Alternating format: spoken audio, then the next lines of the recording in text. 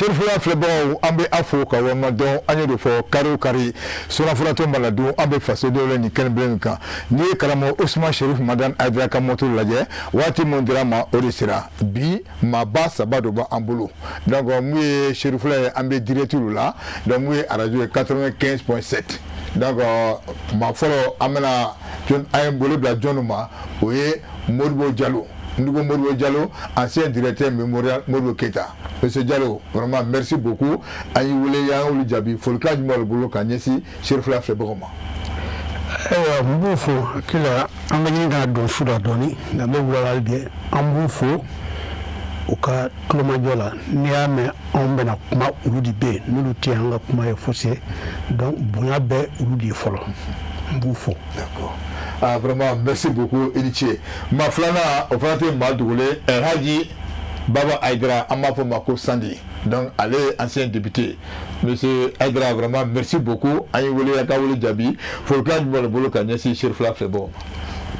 Mbe Morofu. Mbe Yafanyini Morofe Fana. Yakaba Manakan Djelente Kosobe. Mbe Naseka Ke Chogomi, Kafo Chogomi, Moka Afam. Anana min kama peut-être ma flamme bien ne bouda ita davade.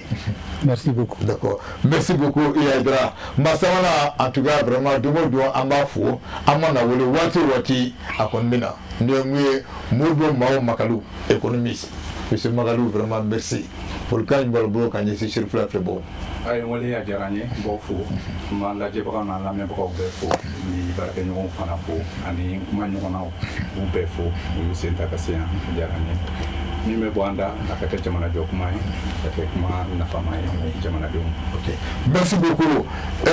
Avocat Trouvé, Enfré, vraiment merci. Donc, pour le cas du Balbo quand il s'est Cherifula Flebo. Pour que la meilleure Cherifula télé fait le bras de la téléphone. Moi, sur le meilleur Cherifula télé là, il y a fond la dado. Carré, ni le wati sera mi Cherifula télé, ni que Jemukambe sigi 5 ans, mi bateau. Moi, je sais qu'à Kunafone quoi, Jamana Kunganko, Kibara la sang, ani wati bella jelena. Donc, au Kama, ame folie blanc, ma sang, ani wati bella jelé. Donc, wati ni la fois tu vas maintenant, ame page Facebook, direct là, ame YouTube frère direct là. Ni même fait un sort il y a Cherifula application black téléphone feneka donc il va en sort direct là feneka wala il va de Google qu'on a il va en sort direct là au feneka qu'on a donc on dès que vous pour que moi c'est que qu'on a fait sur boya ni karama ladria au qu'on a bokili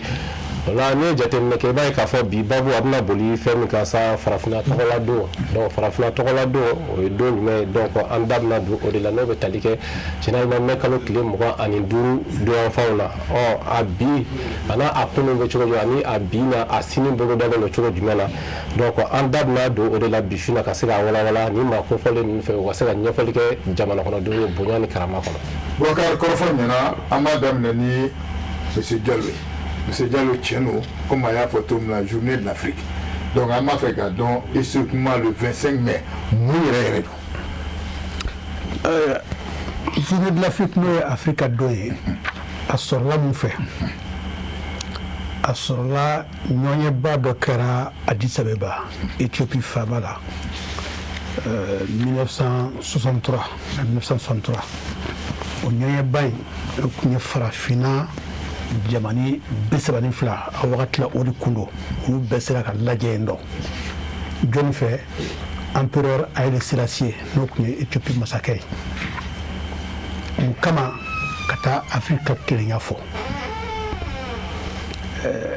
africain nya ye Afrique jamanaw a caman ye indépendance sɔrɔ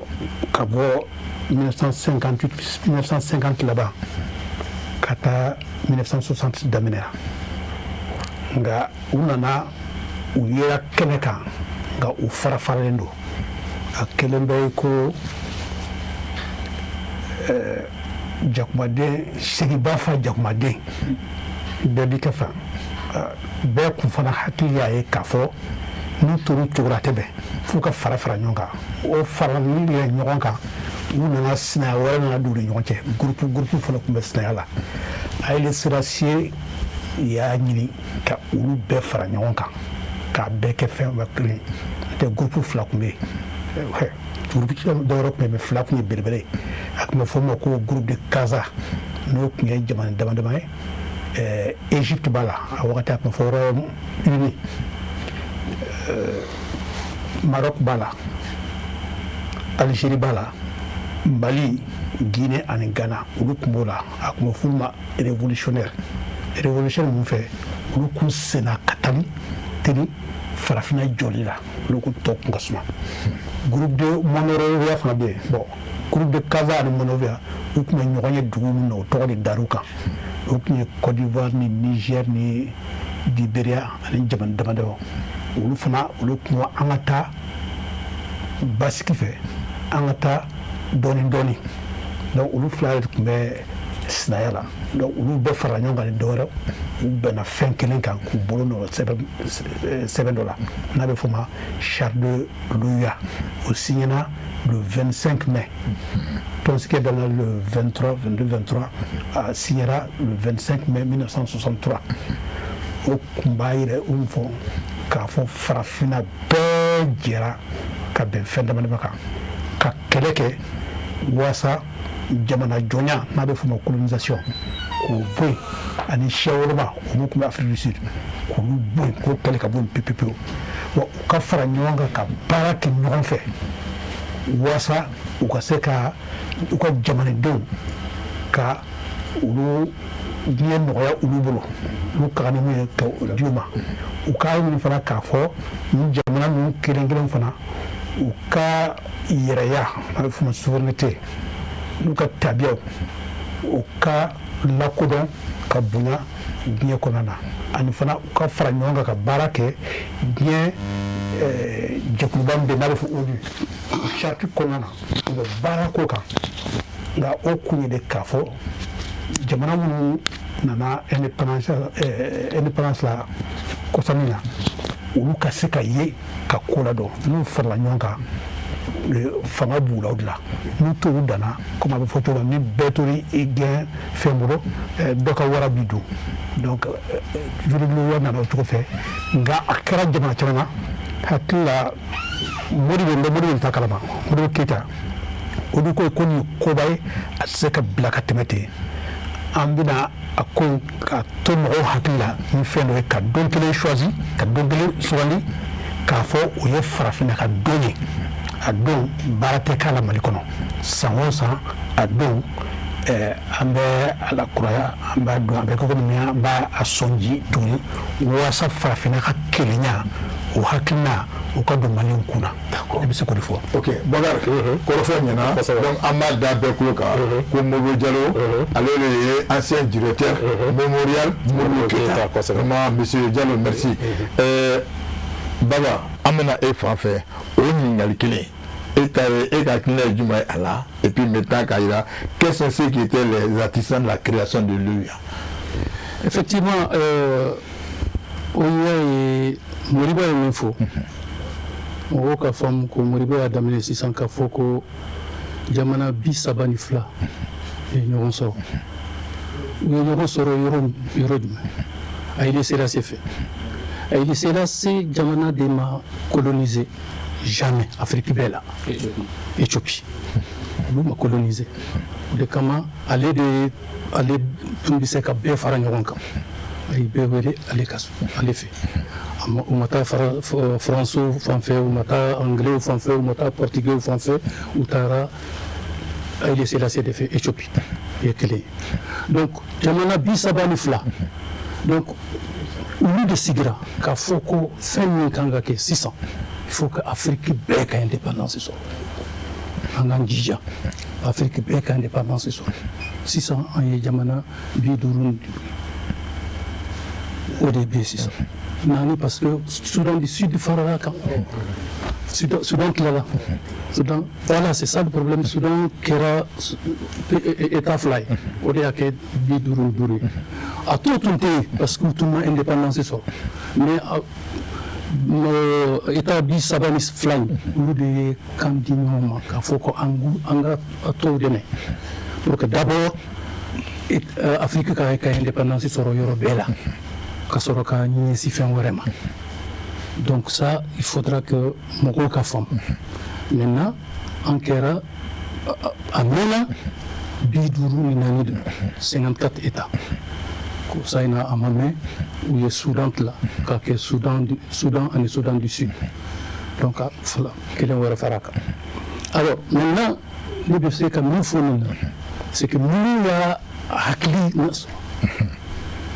comme i y'a fɔ cogo min, mɔgɔ 32 in chef d'État 32 u bɛɛ tun bɛ yen, c'est-à-dire représentant tun tɛ yen ko chef d'État yɛrɛ olu tun bɛ yen a bɛɛ,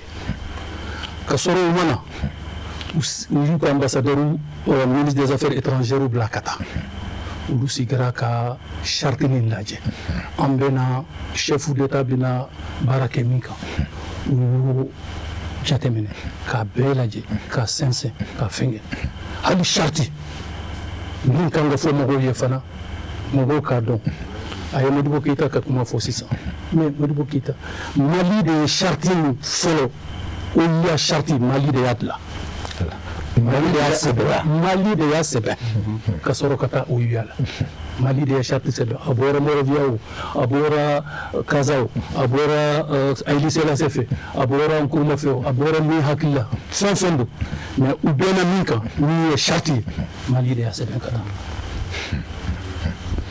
On va donc parce que en Mali code là au Kangafu. Merci beaucoup. Bakar ko fote donc kadako bo mu Alhaji Baba Aïdara donc amba fo ko sebe afan na damu be amina mori makalu donc yi ngal kine be fana bi fana donc mu farafina ka ko iya chesirinu ala e bi sika muru fo anyina o ko nu na fa ini cɛ ka ɲininkali la n b'i fo n kɔrɔw ye min fɔ sisan bon madala ni n bɛ se ka bɛrɛ fara kan mais n bɛ se ka segin kɔ dɔɔni k'a fɔ ko Gana jɔyɔrɔba bɛ Afiriki farali ɲɔgɔn kan na barisa Gana farafintigiw dɛ n'i y'a jateminɛ Gana de kɛra fɔlɔ ye k'a ka yɛrɛma hɔrɔnya sɔrɔ mars kalo tile 6 san 1957 le 6 mars 1957. Ah, donc le Ghana, premier pays africain d'Afrique noire. Donc Ghana ɲɛma fɔlɔ premier ministre de tun don a bɛ tila ka kɛ président ye o ye an fa Kwame Nkrumah ye. Ɲɛ b'a ka fɛn statut ba la yan bon donc o kɔrɔ ko jɔyɔrɔba de tun b'ale bolo nin ko in na mais an kana ɲinɛ fɛn wɛrɛ kɔ san 1958 1958 réunion ba Ghana de ye farafinna jamanaw minnu tun y'u ka yɛrɛma hɔrɔnya sɔrɔ a lo de y'u bɛɛ wele ka conférence kɛ Akara ye fɔlɔ o ka sɔrɔ ka kumaɲɔgɔnya ninnu daminɛ o y'a sɔrɔ référendum bɛ ka préparer ni Laginɛ ko non mais ni Mali ko oui mais parce que Mali tun bɛ labɛn dɔ de la a tun bɛ fɔ Soudan a tuma donc président Modibo n'a jɛɲɔgɔnw olu tun y'a décidé k'a fɔ ko farafinna k'an ka fara ɲɔgɔn kan de k'u ka yɛrɛma hɔrɔnya sɔrɔ barisa jamanaw tila-tilala Modibo n tɔgɔma ye min fɔ jamanaw tila-tilala n'a bɛ fɔ a ma ko balkanisation ka frontière artificielle créer jamanaw ni ɲɔgɔn cɛ n'i ye Kenedugu lajɛ fankelen taara Côte d'Ivoire dɔ tora Mali la dɔ taara Burkina o n'a ɲɔgɔnna mais a bɛɛ ye duba kelen in de ye o n'a ɲɔgɔnna caman bon 58 décembre 58 réunion ba dɔ kɛra Bamakɔ yan président Modibo ye mɔgɔw fara ɲɔgɔn kan ko fédération du Mali k'ale bɛ fɛ k'o bila sen kan donc Sénégal tun b'o la Soudan français tun b'o la n'o bɛna kɛ Mali ye Dahomey tun b'o la n'o tun ye Benin ani Haute-Volta tun b'o la n'o bɛna kɛ Burkina Faso ye donc olu ye ɲɔgɔn ye ba kɛ mais après Dahomey ani Haute-Volta olu b'u sen bɔ a la bon an tɛna don o détails la mais ka fédération ma se ka taa ɲɛ donc 59 san 1959 Sénégal ani Soudan olu bɛ fara ɲɔgɔn kan ka kɛ fédération du Mali n'o o bɛna ci 19 août 1960. Mais à quel là, Sénégalais, Soudan, il faut que Mali ait Soudan, au Mali. Voilà, au Fédération du Mali. Voilà. Au lieu de l'indépendance, sur le fait. Comme Sénégal, Mali peut faire la. Voilà, la Fédération du Mali. On est Mali, c'est qu'il est. On a l'indépendance sur le 22 septembre 1960. Fédération chilienne, on est Mali trop gardé. Même gros, il y a un détail qui est encore. Voilà. 4 avril 1960, au Sénégal qui a l'indépendance. Mais instrument d'indépendance ou de compétence ou au dira Sénégal ni Mali de Mao a donc il est 4 avril 1960. Donc bête mangu ba herman raso au fana ne sait pas la date d'indépendance. Mais en le 22 septembre choisi à cause de logo Savoussiré. Il y a famille. Parce que pénétration coloniale, on est colon, on est tout au quel follow qu'era yéné. Donc au 22 septembre, pas date exacte, je crois 1878 si je ne me trompe pas, pour se rectifier. Mais en tout cas 22 septembre, on a la date d'indépendance. Mais maintenant, 1961, Ghana, Guinée, et Mali, na Franyonga. Fédération d'Amnene. Mais au temps sera sur le thème Kosovo. Mais quand il y a une 1963, où il y a Farafina Befranyonga, Jamana Pisavani Flad, il y a un effort à Chouamna. Donc, sur le Kouma, un livre d'abord, au Farafina Kanga Franyonga, l'Afrique doit s'unir. Au livre Bolé, parce qu'il y a des panafricanisme place en Farafina. J'aimerais que nous damnions offert sur Farafina, Jamana Mouka Herma Horoyaso. Donc, auquel est Éthiopie, Jamana, la unité unie, groupe flamme na Olufora, Casablanca, Ani Morovia. Nous avons dit que Casablanca, janvier, Samba Kelenkeme Konoton, Biworo, Anikile. Et Mohamed V, nous avons Maroc, massacré, mais ça au moquet. Allez, Fatme, Hassan II, Mohamed V, pour les mots Faranyoka. Parce que l'Algérie m'a carré ma Horoyaso. Gouvernement provisoire de la République algérienne, aux représentants de tout pays. GPR. Agnès Fora, GPR. Nasser Toumé, notre Égypte Niamey. Enfin, président Modibo Keïta, président Sékou Touré, et président Kwame Nkrumah, au Loutara avion Kelende, au Loutara Casablanca, nous avons fait. Au Djina Katon avion, nous avons fait. Kata, nous avons fait. Donc, au bout des AIC, Afrique progressiste de nous, au lieu de faire Frafinaka, Faranyonga. Il y a une fraction et nous, il y a l'Organisation de l'Unité africaine, d'abord, mouvement de libération. Farafina Bebo, il y a un naturel. Parce que, Portugal, une kilomètre Jamana Moumara, n'a pas Afrique lusophone. Au lieu de Portugal, Marathon. Mozambique, Guinée-Bissau, ni Cap-Vert, on a ani ali amlauka jamana do camarade mais farafina jamana do kan par exemple Rhodésie du Nord notre Zimbabwe ani Rhodésie du Sud notre Zimbabwe Robert Mugabe on a en Afrique du Sud Tanzanie autrement fara ɲɔgɔn kan fɔlɔ parce que 64 de 1964 san ba kelen kɛmɛ kɔnɔntɔn ni bi wɔɔrɔ ni naani de Tanganyika ani Zanzibar na fara ɲɔgɔn kan ka kɛ Tanzanie a b'a dɔn k'a fɔ ko maliyɛnw tun ye sɔrɔdasiw bila ka taa yen pour que ka taa dɛmɛ kɛ président Moussa Traoré yɛrɛ tun b'o sɔrɔdasiw la parce que Mali y'a décidé a ye cadre technique bila ka taa Congo ka cadre militaire bila ka taa jamana tɔ ninnu dɛmɛ jamana tɔ ninnu bɛ bɔ tubabuw ka mara kɔnɔ cogoya min na donc san ba kelen kɛmɛ kɔnɔntɔn ni bi wɔɔrɔ ni fila Nelson Mandela nana Bamakɔ yan ani président Modibo ye ɲɔgɔn ye président Modibo ye yamaruya di a ka ministre des finances ma an fa Taher Mayiga pour que ka wari dɔ di ANC ma pour que u ka se ka taa kɛlɛ kɛ parce que Afrique du Sud fana tun bɛ tubabuw ka mara de la farafin tun bilalen bɛ kɛrɛfɛ mɔgɔ caman t'a dɔn mais fo kɔsa in na visa tun tɛ Mali ni Afrique du Sud cɛ o de kama k'a ladɔnya k'a fɔ Mali ye dɛmɛ kɛ pour que africain du sud ninnu farafin minnu bɛ yen olu bɛ se k'u yɛrɛ sɔrɔ cogoya min na ani Algérie dɛmɛ min kɛra fana Mali ka sira fɛ pour que Algérie ka se k'i yɛrɛ sɔrɔ donc o fana bɛ hali an ka min Sénégal ka fédération cili la barisa a ma bɛn mɔgɔ dɔw ma pour que u tun tɛ fɛ anw ni Sénégal ka ɲɔgɔn sɔrɔ o ko ka taa ɲɛ jamana wɛrɛw ka fara an kan bon donc o y'an ye koba de ye koba de don c'est pour cela n'a jour fériera n'a baramaka don a kan ka ɲɛfɔ mɔgɔw ye bi ko baara caman de kɛra ko Afrique 30 an bɛ 55 la bi mais an tun bɛ 32 de la donc jamana caman de y'u yɔrɔ sɔrɔ o kɔfɛ n'i ye hali Guinée équatoriale ninnu olu ka indépendance sɔrɔ 1968 bon donc o baara ninnu bɛɛ kɛlen donc gɛlɛya caman de kɛra parce que fɛn Portugais tun bɛ jamana minnu na kɛlɛ de kɛra yen pour que ka se k'u ka indépendance sɔrɔ donc farafin jamanaw ye jɔyɔrɔ caman sɔrɔ o la Mali yɛrɛ ye jɔyɔrɔba sɔrɔ o la ka marifa di ka sɔrɔdasiw di ka dɛmɛ di pour que Afrique ka se k'a yɛrɛ sɔrɔ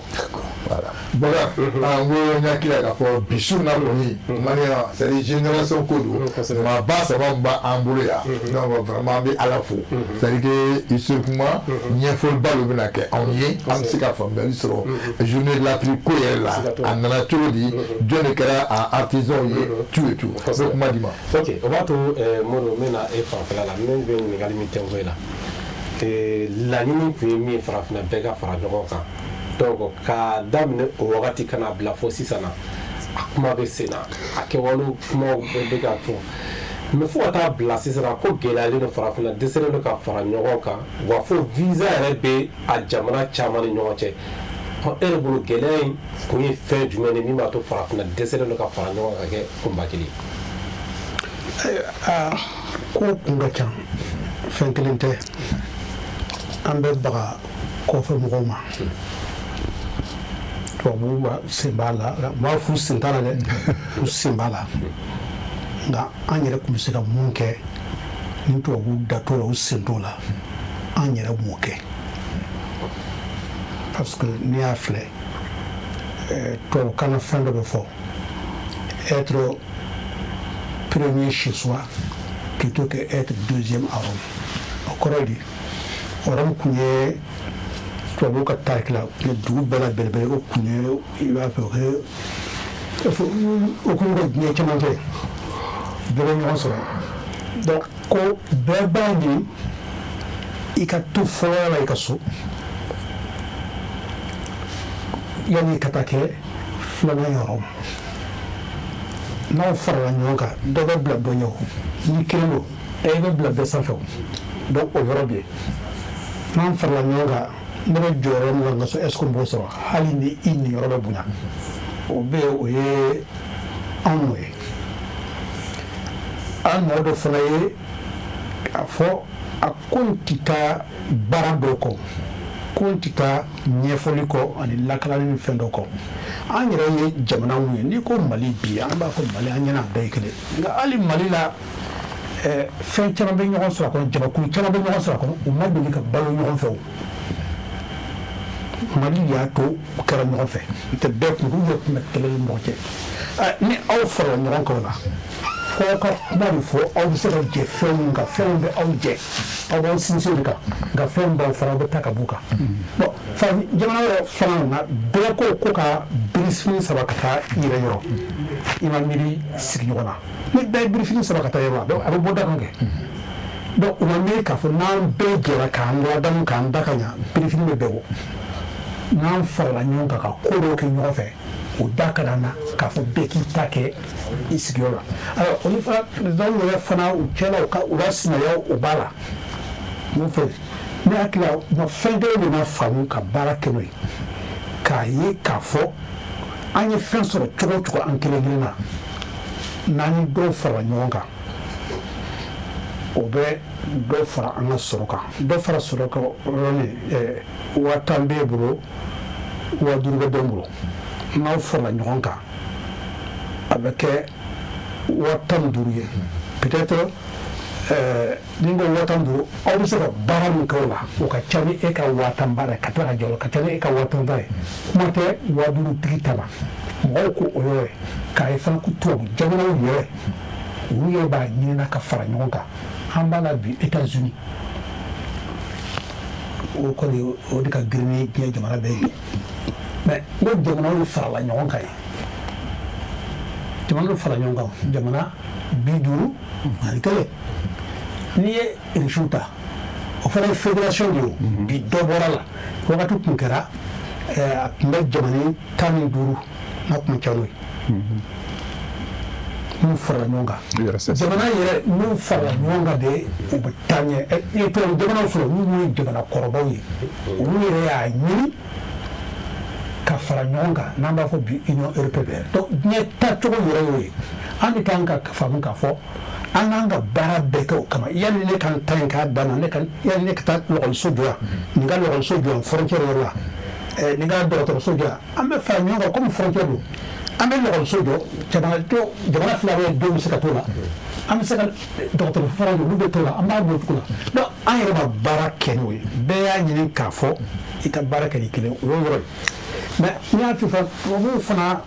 n t'a fɔ b'u jo fɛ nka a bɛ faamu fana o e bɛ mɔgɔ minnu mara n'olu farala ɲɔgɔn kan dɔ bɛ b'u ya fanga kɛ e kɔni hali n'i m'a kɛ ni kɛlɛ ye hali n'i m'a kɛ ni kɛnɛkanko ye i b'a ɲini ka fara fara bon an ka kan k'o de faamu o yɛrɛ tɛ kojugu ye o ni ne ko ni n ko kojugu tɛ diɲɛ b'o cogo de la o ye diɲɛ taabolo e tɛ se k'o kɛlɛ o e t'a fɔ o ye kojugu ye k'i sigi dɔrɔn ka kuma dɔ ma o bɛ kɛ o mais e ka kan ka mun kɛ walasa ka o bali an b'o de fana kɛ an b'o de kɛ bon minnu fana tun bɛ a ɲɛma minnu tun y'a jɔnjɔn ta i n'a fɔ Modibo Keyita Kwame Nkrumah ani Sékou Touré ani dɔwɛrɛ o ni an ka tile bolo ta ye aw bɛ yen nɔ ɲɛrɛni ni fɛnw bon an ye olu fana to dɔn wɛrɛw bolo anw t'u bolo u binna nka a kɛra cogo la olu binna bɛɛ ka tuuru sera o Kwame Nkrumah binna 66 67 Maurice Yamugu binna David Dago binna ɲɔgɔn wɛrɛ binna a tora o cogo la fo 68 Modibo Keyita nana bi an ka fara ɲɔgɔn kan de a kana a ye kelen sɔrɔ yanni ka wuli ka fara ɲɔgɔn kan ka o dɛmɛ a kana se o ma an y'an sigi k'u filɛ an y'a fɔ bɛɛ ka tuuru bɔ o ye anw nɔ ye tubabuw tɛ wuli ka na o ye anw kalan la o u t'o ɲɛfɔ anw ye an de kan k'o ɲini k'o dɔn an de kan k'o ɲini k'o dɔn an ma o kɛ n tɛ fɔlɔfɔlɔ hali tubabuw min k'an to tubabu jɔya la fɛn dɔw tun bɛ yan o tun bɛ farafinna ka fara ɲɔgɔn kan o tun bɛ o sankɔrɔ ta la o y'a ye k'a fɔ a tun bɛ f'o ma Afrique occidentale française farafinna fɛn bolo minnu tun bɛ faransi kɛ mara kɔnɔ olu jamanaw bɛɛ tun fara ɲɔgɔn kan olu tun ye fédération ye nka indépendance bon a bɛɛ tun bɛ taa école kelen na a bɛɛ bɛ affectation sɔrɔ yɔrɔ dɔ la Mali cadre minnu bɛ yen nɔ fɛnw u bɛɛ ye yɔrɔ bɛɛ kɛ u bɛ taa affecté Benin n'o tun ye Dahomey u bɛ affecté Hɔt-Volta u bɛ fɛn kɛ a fɛn bɛɛ tun ye kelen u bɛ ɲɔgɔn dɔn école baw bɛɛ tun ye kelen yanni ka école bɛɛ k'i ka école so jɔ bɛɛ k'i ka université jɔ université ba kelen de tun bɛ yen donc mais indépendance sɔrɔlen u ye an fara fara u m'a to an ka taa indépendance la kolo kelen u ye an fara fara donc u y'o kɛ olu ka intérêt ye bien sûr mais anw fana m'a faamu de k'a fɔ o mun tun bɛ an bolo an kan ka o de to kan an fana tora fara fara ni ka mɔgɔw bila ɲɔgɔn na nin ye nin ye nin bɛ bɔ nin jamana nin bɛ bɔ nin jamana na fo ka nin kɔ de ɲɔgɔn fo k'o yɔrɔ yɛrɛ tun n'o tɛ fɔlɔfɔlɔ tun tɛ cadre si sɔrɔ k'a fɔ ko nin jamana 8 na minnu fɛ ka k'a fɔ jatigila t'a bolo yɔrɔ min somɔgɔ t'a bolo yɔrɔ min o fɛnw tɛ mais sisan o bɛɛ banna. ok parce que donc o b'a to honorable min na i fɛnɛ fan fɔlɔ ɲininkali kelen b'a tɛnku i la parce que an y'a ye k'a fɔ an ka fɔlɔ maaba ninnu olu ye cɛsiri min kɛ farafinna ka keleya la donc ko o effort lajɛ ka na bila fo sisan na jusqu'à présent farafinna tɛ ka se ka fara ɲɔgɔn kan fo a bɛ kɛ sababu ye visa yɛrɛ bɛ farafinna jamana caman ni ɲɔgɔn cɛla la n'a kuma o kuma unité africaine dɔ an ka fara ɲɔgɔn kan donc e bɛ se ka ɲɛfɔli jumɛn mun de kama an dɛsɛlen bɛ ka fara ɲɔgɔn kan farafin. C'est vrai aussi, mais vous savez, à Kagile, à Damanan Watini, le mot que j'ai envie de dire en français, c'est la complexité. Mais là, on dirait que c'est mais colonie Boya, Frangé Bolola, en indépendance, France bala, Angleterre bala, Allemagne bala, Portugal bala, Espagne bala. Pays état fin féminin, génération féminine, à bébé à colonne de camp de fou. Problème following. À Flamand, où est en claque la Tchoboni, Macabou à Faucisson. Comment on appelle ce nouveau mais où est tous les problèmes d'ailleurs faut Mali de faux Mali Bokita je me dis textuellement à quoi Anganga Jamana d'abord sécurisé c'est-à-dire Jamana kakekele beta kakekele kasoro ka faramonka créé non faramonka il faut qu'on respecter l'intangibilité des frontières. Oui, frontières en Mironti. Il y a un Tchoboni, colonisateur il y a un Tchoboni, en gros tout le temps. Nous sommes quel là-bas en Mironti. Absolument. Quel est Koulasi, à ma main, nous sommes parce qu'il y a débat de nous devons respecter parce qu'on va dans la mais à la fois que c'était une erreur que l'intangibilité des frontières la caquée. Comme exemple, à Kokoni ou Touya Tota, Mali Toumbeta, à cause des sénifaux de la zone, Ami, Côte d'Ivoire, Bissekake, Damakele. Mali, 7 pays devant nous. On est frontalier avec Ambeta Région, Ambeta Côte d'Ivoire, non de bouton de tout. Nous c'est ce niveau. Mais même toi, en Kera, Jamana Kélé, Ambeko Mali, Ambeko Ambeto Mali. Nous sommes Ambeko là. Au décamant, Modibo, Nadjaka, non seulement. Nous sommes là, nous sommes là, nous sommes Kélétéban, en Milanché. Nous Beko, nous quartier Létaï, nous qui est Létaï. Nous zone l'État à te bande nous Côte d'Ivoire il la Kafoko fin sonifé où il va donc l'intangibilité des frontières tout bas fait comme il faut au fera flamay à Sabana au niveau il faut 600 ils n'ont pas fait quand tout temps pour la bonne raison que intérêt là en la fara mais on a gagné le monde follow on a gagné l'assassinat nous a gagné le Nimbala kana togolais là comment il s'appelle Olympia quel Oufa l'autre là qui est tombé dans la vie Jean Boganda il fera parce que Hakilitu Farafarabi voilà oui que Flana il y a un coup d'état fait donc Hakilina est mis Boudou est mis Hakiliso Nkuruma Yasoro Djorahmane Yasoro Sénégal Yasoro Côte d'Ivoire Yasoro Nam Nutiotan Anga intérêt Amba sur Rémi avec nous. Nous faisons en tout cas, nous nous intérêt. Attends, il y a dans le coup d'état, il y a comme bébé, comme le détournement. Le détournement est fou famala. Le coup d'état de qui, quand on a ma bonne au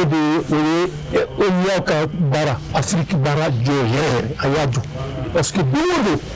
devons réunir là, Coronel. Courant de Bena, à Courant de Bena, ou bien observation, ou bien coup de taille, où il y a que John Togola. Où il y a que Yerakama, où il y a que Kajamana Kama. Un coup d'État Bora France de là. 68. Mais il faut que Modibo aille Mindira. Ani Sekou et Mindira. Ani Nkrumah et Mindira. Je me dis, à Kanatani. Fédération Kobala. Guinée-Ghana, Mali, État fédéral Kobala. Nous, tout au Togo là. Il faut que vous kabouillez. Quand vous kabouillez. Akera Angleterre, Akera français, mais à Tchaman de Beau, français de fait. On a bébé, Kafou, Ayan Deme, on va t'en caméra. Elle est tout. Ayan Deme, 2 minutes, t'as qu'à m'attendre. Mais, Aouka, Koubini Labo, en bas de Labo. Ou Jamana, oui, Debado, en tête, trop fort. Mais je vais faire que fin de fois qu'à faire un cadeau taquant. Mali, Jamana, Afrique là, même tout le indépendance inouïe. Mali c'est mal. Ben c'est un peu là quoi. Mais Mali c'est un bas bella. Cabo Algérie là. France Mali là fa amwa. Cabo Algérie là. Parce que guerre d'Algérie. Quand un faux Afrique du Sud, faux Boulogne. Jamana Pil, Katene Capivert, Amilcar Cabral, Mali c'est mal. Mozambique, Angola. Robert Mugabe Nana Ibeka ka investiture là avec nous fou. Modibo Keïta à l'état. Nelson Mandela Blala Kabo Kasola. Ana fo bana ko ka fo ko fo kana Mali kana fo libla Mali. Parce que pardon. Avec fin de fou. Fitini ba faraka. Mali Atawar Mega Ouati 63 cas 100 millions de dits à NCMA. Afrique du Sud. Afrique du Sud. Au Kata. Flana. Que passeport malien diplomatique dit à Kadimoro Dema. Pourquoi c'est Katama? Ou c'est Katama parce que nous avons un passeport africain du Sud ou Guinée. Mais nous avons un passeport malien de ou c'est Katama Jamana Béana. Ou là où Tara Bella. Quand apartheid combattu. Mali nous fanake. Mbada Fengela. Parce que Moralo, on nous a les tombés là parce que de voir qu'à mi faut si ça a deux amoureux de Baliban, Amérique, Fangaboula, parce qu'il fera la Nora. Il reçoit Fangaboula parce que Jamana Chama fera le Nora. Nous, il est européen, on dit au final, Fango fera la Nora, parce que Fangabasso, Ali, Nafoto, Sira et Bella. On me fera finalement, Anga, ma Foroya Damine. Mais quand on a placé ça, si ça me bloqué, de mauvaises volontés, moi qui a fait des formes. Il faut qu'on a visa pour le droit de l'Union, il faut qu'on a allé s'aller faire pour qu'elle ait un diamant de l'Union. Donc, il faut que ça ne fasse pas de l'Union, il faut qu'on ait qu'elle ait un attente à faire. Franga Famia, principe d'ODB, bien ce qu'il est beau des cas. Après, il faut que le droit international, après, il faut que la communauté internationale, au Chiti. Bien si il aime Fanga des cas. Fanga de Mingolo, Minkado au beau des quais. Les rapports de force régissent les relations entre les États. Adjari Odo, Amadjaye Odedo.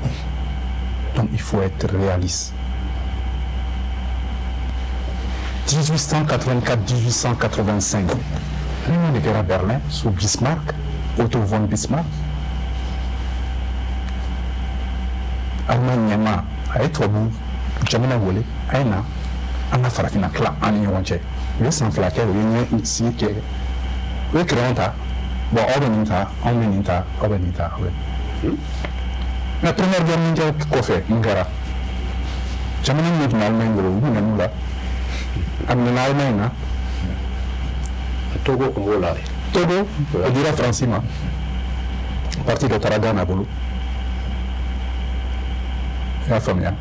Tanzanie, c'était la même chose. Tarangla au boulot. Cameroun, partie du Cameroun. Et la famille. Parce que l'Allemagne a eu guerre perdue, première guerre mondiale perdue, à d'abord le Kama. Au de Fanon, la deuxième guerre mondiale, ça a revanché parce que l'Allemagne Coco ou nous la moleur. Un rapport de force in des deux. kuma min fɔra n kɔrɔw fɛ ka daminɛ Patrice Lumumba munna République démocratique du Congo ma lafiya jusqu'à présent dugujukɔrɔfa minnu bɛ yen Congo kelen n'a tun bɛ fɔ ma Zaïre de Congo ale kelen bɛɛ bɛ se ka kɔn di farafinna bɛɛ ma ale kelen bɛ se ka farafinna bɛɛ balo mais kabi y'u ka hɛrɛma hɔrɔnya sɔrɔ i ma se ka hɛrɛ sɔrɔ mais bombe atomique min cira Nagasaki ni Hiroshima uranium bɔra min a bɔra Congo de américains ye bombe min ci a uranium bɔra Congo de RD Congo voilà pour que Maria k'a faamu Congo bɛ fila mais e bɛ mun ma ni RDC voilà République démocratique du Congo n'a tun bɛ f'a ma ko Zaïre merci a bɔra yen de mais coup d'état min kɛra fɛn Congo Lumumba la jɔn y'a organisé américains de y'a organisé u y'a daminɛ ni u ka jɔn u ka agent dɔ qui travaillait pour la CIA Mobutu Sese Seko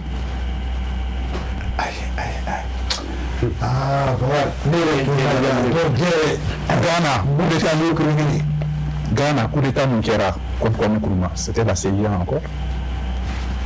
parce que u ko ni Kwame Nkrumah bɛ yen farafinna tɛ kɛ bolo kɔfɛ parce que ni Kwame Nkrumah ni Modibo ni Sékou Touré ni fɛnw bɛ yen parce que olu de ko ko farafinna kan ka fara ɲɔgɔn kan Afrique fédérale groupe de Moroni y'an ko non an kana taa par étape an ka taa dɔɔni mais olu ka jamana ɲɛmana fa an frontière b'an n'u fila bɛɛ cɛ n tɛ n'u tɔgɔ fɔ dɛ o jamana fila ninnu ni tubabu ka surun halisa ni tubabu ka surun kosɛbɛ mais o y'a ɲɛfɔ président Modibo ye ko mais e m'a faamu anw ni tubabuw ye baara kɛ an b'u baara cogo dɔn an tɛ n'u kɛlɛ aw bɛ ka taa cogoya min na an tɛ se ka t'o sira fɛ an tɛna tubabu sɔsɔ dɛ donc olu y'u aligné tubabuw kɔ fédération cira ten de ayiwa fédération du Mali yɛrɛ ka Burkina ni fɛn n'o tun ye Burkina tun ye Hɔt-Volta ye ani Benin n'o tun ye Dahomey ye olu ka taa Côte d'Ivoire ka conseil de l'entente créé ani Niger k'olu sama ka bɔ a la pour que fédération du Mali kana se ka créer k'a tɔ to Soudan français ani Sénégal ye ka sɔrɔ i y'a signé Bamako voilà conseil de la terre oui voilà a créera de pour éviter pour contrer la fédération du Mali la fédération du Mali tun bɛ bɛn ni jamana bɛɛ ye le mois de 58 décembre 58 u bɛɛ nana k'u boloma kɛ papier la ni jamana duuru ɲɔgɔn na voilà donc à janvier 59 de décision tun kan ka taa Dakar donc u nana ni furuku ye ko ninnu jamana ninnu fɛn ninnu sama ka bɔ a la donc a tɔ tora Mali ni Sénégal ye a tilala k'o fana o ti parce que gendarme français de ye président n'a ka mɔgɔw bila fɛn kɔnɔ train kɔnɔ absolument ka maliyɛnw bila train kɔnɔ maliyɛn bɔ ka bɔ Dakar ka na fédération cili De Gaulle yɛrɛ kɛla k'a fɔ ko De Gaulle la France a été le premier pays ka Sénégal ka indépendance reconnu ka tila ka u ka admission parrainer Nations Unies parce que maliyɛnw tun Sédanaw tun ɲɛna ko ɲɛ bɛ se ka sɔrɔ a la halisa quoi mais kabi France et Sénégal y'a ka déclaration d'indépendance kɛ ka tila ka don Nations Unies na dɔrɔn kɛlɛ tun tiɲɛna o de la an ka frontière ni Sénégal ta tun datuguna san 3 o de la siraw fana u fɛ nana ko bon an n'aw bɛ baara kɛ comme Sénégal datugunen don san an bɛ fɛ aw kana baara k'anw fɛ mais bi min na Mali de ye Côte d'Ivoire ka partenaire fɔlɔ ye Afrique et son 3e partenaire international c'est-à-dire Mali bɛ sanni min kɛ Côte d'Ivoire bolo farafin jamana si t'a k'a bolo wa diɲɛ kɔnɔ jamana fila dɔrɔn de bɛ sanni kɛ Côte d'Ivoire fɛ ka tɛmɛ Mali kan o ye Suisse ni Pays-Bas ye mais farafinna bɛɛ anw de bɛ sanni kɛ Côte d'Ivoire bolo ni bɛɛ i y'a faamuya donc o baara ninnu kelen i y'a ɲɛfɔ ko visa ko mais farafinna ka bon farafinna ye 30 millions et demi de kilomètres carrés de 30 millions et demi de kilomètres carrés jamana min ka bon ni farafinna bɛɛ ye o ye Algérie de ye 2 380 000 km². Souvent de Tunga Bonabe, mais comme ça, il y a un effort au Farafara. Donc, jateminɛ de kɛra Congo jamana fɛn fɛn ka bon i b'a ye gɛlɛya bɛ yen parce que u bɛ fɛ an ka jamanaw kana bonya fɛn fɛn bɛ 1 million de kilomètres sanfɛ mankan bɛ yen pour que ka se k'u tila ka kɛ jamana fitinin parce que ni jamana bonyana a bɛ dimension ka bon et puis sɔrɔ min fɛn min bɛ a jukɔrɔ barisa jate de bɛ bɔ an ka a bila hakili la fɛn bɛ yɔrɔ o yɔrɔ i ni maa damadɔni kan sigi aw k'a tila o ka fisa jamana bɛɛ k'a fɔ k'u bɛ tila n'i ye mali kɔrɔnfɛla ta i ni famille kelen ka sigi k'a fɔ aw de ye chef ye yan min bɛ yan ayiwa e n'an ka ja la Qatar kɛra ten Émirats Arabes Unis kɛra ten donc aw bɛ ja la mais ni jamana ka bon an bɛ fɔ an b'u tila comme ça anw ni yɔrɔ bɛ bonya mais n'u faralen ni ɲɔgɔn kan tɛna sɔn an ta ma ni e sɔnna u kɔni fɛn min ka d'u ye u kɔni ɲini i bara i bɛ lafiya mais n'i ma sɔn ayiwa fɛn wɛrɛ bɛ bɔ a la dɛ donc f'i ka sigi ni o ye mais o mana bɔ a la 55 pays de fɔra 30 millions et demi de kilomètres carrés mais il y a 84 000 kilomètres de frontières en Afrique kilomètres ba giseli ani nani aux frontières de l'Afrique ni ɲɔgɔn cɛ jamanaw ni ɲɔgɔn cɛ mais n'i ko k'i bɛ o bɛɛ fɛn gɛlɛya bɛ don a la bon donc n'a nana Union africaine na b'a ɲɛfɔ fɛɛrɛ kura minnu latigɛra barisa organisation de l'unité africaine o tun ye jamanaw bɛ se k'u yɛrɛ sɔrɔ cogoya min na parce que indépendance sɔrɔ parce que ne y'o question de poser voilà donc n bɛ t'o la donc n'a indépendance sɔrɔlen mouvement de libération ninnu fɛn ninnu kɛlen sisan phase kura wɛrɛ de daminɛna n'o ye union africaine ye voilà bon donc n'o kɛra an bɛ se ka a don o fana ɲɛfɔli la d'accord monsieur Mono o ɲininkali kelen ne yɛrɛ tun b'o fɛ an b'a fɔ ko OUA ka bɔ dɔrɔn ka na union africaine na donc mun yɛrɛ bɛ fari la OUA y'a ka baara kɛ ne ɲɛna minnu b'a fɔ ko OUA dɛsɛra u m'a faamu OUA nana a fɔlɔ ka farafinna ka yɛlɛma hɔrɔnya d'a ma jamanaw ko don OUA bɛ bɔ yen don min jamana si tun tɛ yen farafinna n b'a fɔ i bɛ tubabu dɔw ka jɔnya la a laban kɛra an ka fɛn fɔ cogo dɔ a laban kɛra Afrique du Sud ye parce que jamana jɔnya yɛrɛ dɔrɔn tɛ ko tɛ n'o ye colonisation ye racisme fana tun b'a la donc a bɛɛ fana donc Afrique du Sud apartheid bɔra yen don min a bɛ se k'a fɔ ko farafinna OUA tun bɛ se k'a fɔ carré n ka baara kɛ o y'o fana kelen baara fara a bɛ daminɛ kɔnɔ 63 o y'a sɔrɔ jamanaw bɛ denmisɛnninya la an k'a fɔ o cogo la denmisɛnnin bɛ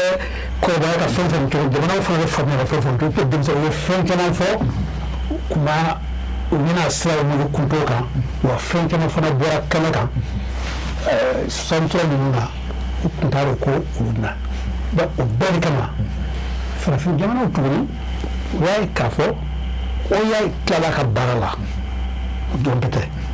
nka farafinna yɛrɛ kan k'i ɲɛsin fɛn min ma sisan OUA dilancogo tɛ se k'a to u ka se ka sabati donc an ka jɛkulu kura dilan min tɛ i kɔ de OUA ma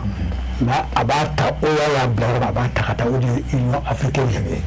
ni a ko daminɛna a mɛnna mais u ye a kɛra sigira sen yɛrɛ réunion de Chad là fait sirt OUA ye réunion de kɛ sirt ligi jamana na o y'a ye k'a fɔ farafinna ka dɔn sen falen jamanaw bɛnna kan u y'u signé u y'u signé bɔ a ye san 2 ta walasa k'a waleya ka kɛ 2002 de union africaine yɛrɛ sigira sen kan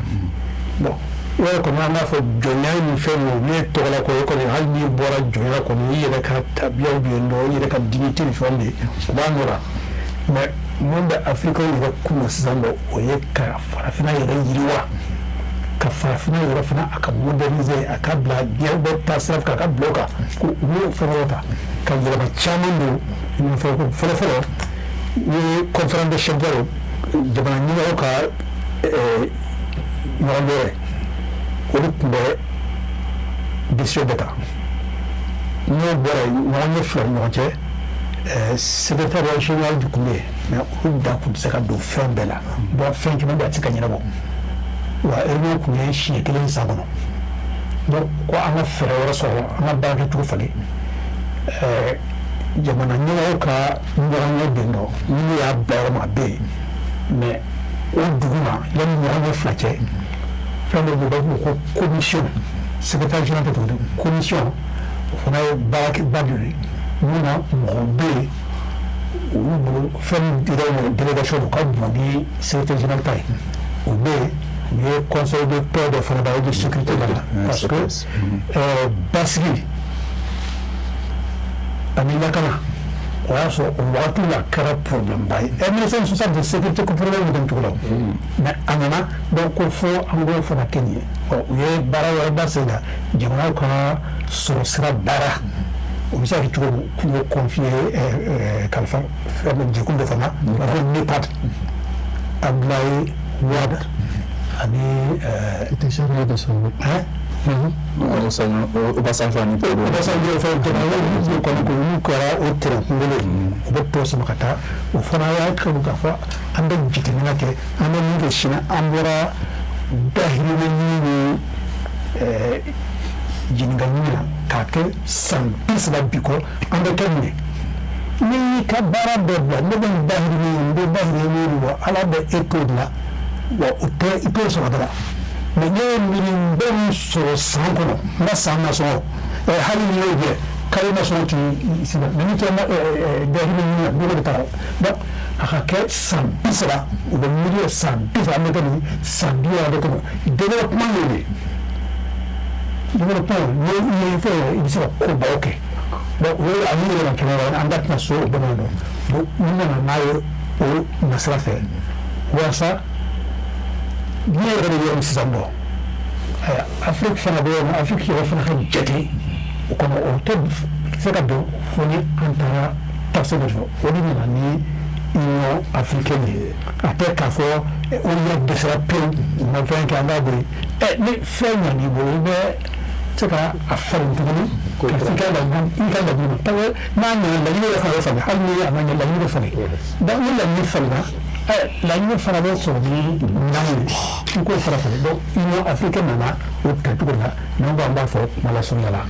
donc si moi j'ai bien compris a ko union africaine ko SIC o ye Libye ye donc si je veux savoir o ko ko Alpha Kounare ale de kɛra o premier secrétaire ou bien o to wadi président de la commission fɔlɔ SIC u y'a kuma fɔ ka bɛn ka fana an bɛna o yɔrɔ falen o y'a yanga don cogo min na kɔni i tɛ se k'a fɔ an b'o falen bi sini ko baara daminɛ an b'a falen ni mun fo ka bɛn kan o de ye san 2 ta donc SIC kɔfɛ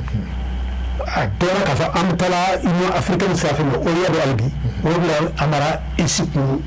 tora yen nɔ Amara Esi tora yen nɔ yanni an ka don yen kɔnɔ bon union africaine yɛrɛ fana tun ye 2002 donc o de la Alpha kuma fɔ o yɔrɔ fana fɔ an da ka segin o ma munna Alpha kuma fɔ ye yɛlɛma dɔ ye fɔlɔ-fɔlɔ président jamana ɲɛmɔgɔ de tun bɛ yen olu ka ɲɔgɔn gɛn dɔn olu dun ma dɔrɔn minisiri tun bɛ yan ani secrétaire général bon u y'a yɔrɔ k'a fɔ ko walasa ka se ka kuma jamana ɲɛmɔgɔ fɛ u k'i bonya k'i bɛ kuma fɛ f'i yɛrɛ fana ka kɛ u dɔ ye bon i tɛ se ka to i ka jamana ɲɛmɔgɔya la ka kɛ union africaine commission président ye donc jamana ɲɛmɔgɔ kɔrɔ dɔ u y'o de ɲini o taara wolo Alpha Umar la ka d'a kan ale yɛrɛ fana ye panafricanisme cɛba de ye surtout la ani fana ani jamana ɲɛmɔgɔ caman donc ma hali mani ni dot ma abdi duf o kunta ko batala mon tara da ce undu kuna utaba tan undu kuna undu aidan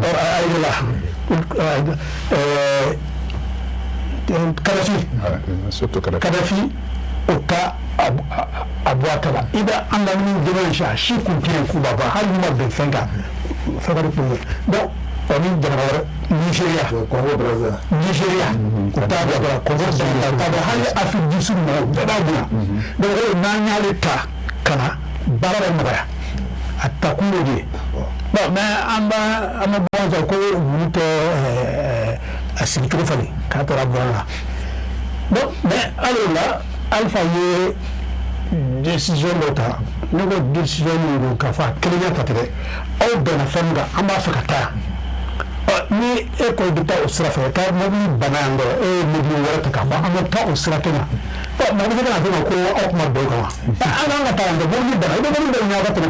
bon o do bana kara ko bo alpha beta ko ka sa fa fara donc haklo o do na mais abe ku ni no famille banyayi donc ka fa fu ka ni ngat mo be bon o ma bala donc o kara fa ma alpha yoro dia fu fana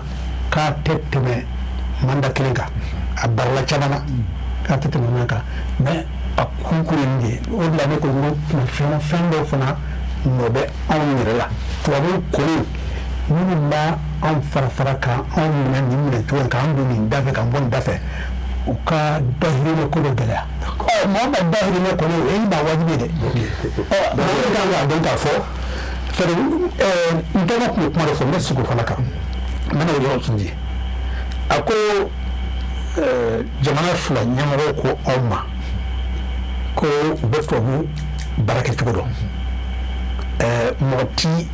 i ɲɛsu man ka u kɛlɛ n'o tɛ a da bɛ digi la sisan ta anw de fana ka kan k'a fɔ ne ɲɛna anw de fana ka kan k'a ɲini an ye nin kɛ tan u y'o o assassiné an ye nin kɛ tan u y'an kɔ don ɲɔgɔn an ye donc anw de kan ka fɛɛrɛ ɲini nin bɛɛ kɔnɔ an ka laɲini kana falen dɛ mais sira min b'a to an bɛ taa o sanfɛ a bɛ se ka kɛ tuma bɛɛ an b'an ka laɲini min fɛ an yɛrɛ dingɛ tigɛlen min na an bɛ taa jigin o dingɛ kɔnɔ k'a fɔ jɔn bɛ anw bolo jɔn bɛ kɛ nin ka laɲini sɔrɔ donc an fana kan ka sisan bɛ k'a dɔn fɛɛrɛ kura tigɛ fɛɛrɛ min bɛ kɛ ni an ni ninnu a bɛɛ tɛ kɛ ɲɔgɔn faga yɔrɔ bɛ ɲɔgɔn dajili ni fɛn ye an bɛ se k'an ta sɔrɔ o kɛrɛfɛ cogo min na yan'an fana ka kɔkɔ komi jamana dɔw komi Turki y'a ta kɛ cogo min u y'u dɛn kɛ fo ka taa se yɔrɔ dɔ la bi olu de tɛ se ka fɛn bɔ a ta la mais an b'o kɛlɛ o an b'o kɛlɛ fɛn la donc fo anw de fana k'o faamu sisan n t'a dɔn to su kɔnte la. baba o ye ɲininkali kelen ye n b'a dɔn kuma caman bɛ yen an b'a fɛ k'a fɔ min fila sɔrɔ e ka hakilina ye jumɛn de la. Ne ta ye min ye n bɛ segin k'o dɔɔni a ye question de poser min ma jaabi visa ko nin n ko Afrique o ye constitution kɔnɔ ani panafricain kɔnɔ an ye maliyɛn ye an bɛ se k'an kan kɔrɔta yɔrɔ bɛɛ k'a fɔ ko an ye nin kɛ maa si ma kɛ Mali maa si ma Mali ta kɛ n ye caman fɔ u ka kɛlɛ la ka indépendance ɲinini fɔ visa ko Mali tun tɛ Mali dawulen tun bɛ bɛɛ ye jamana bɛɛ. Le visa pour te Mali jamana si. I bɛ se ka na ni passeport ye de don yɔrɔ do carte d'identité Cameroun ani Mali cɛ carte d'identité de bɛ don passeport yɛrɛ t'a la donc Mali yɔrɔ dɔw de bɛ yen constitution kɔnɔ il y a fɔ bɛɛ b'a fɔ ko Mali y'a fɔ ko on est prêt de céder une partie de notre territoire pour la construction de l'Afrique et de notre souveraineté pour la construction de l'Afrique. Avant la constitution, en quelle est la constitution là parce que Mali caman b'a fɔ u hakili la an dɔrɔn de y'a fɔ en kelen t'a la dɛ a bɛ an t'a la a bɛ Tunisie t'a la parce que Habib Bourguiba bɛ Mali tɛgɛ minɛ k'a don ONU la Kamparene ka don ONU la France y'a kɛ cogo min Sénégal la Modibo ko jamais te tugu France ko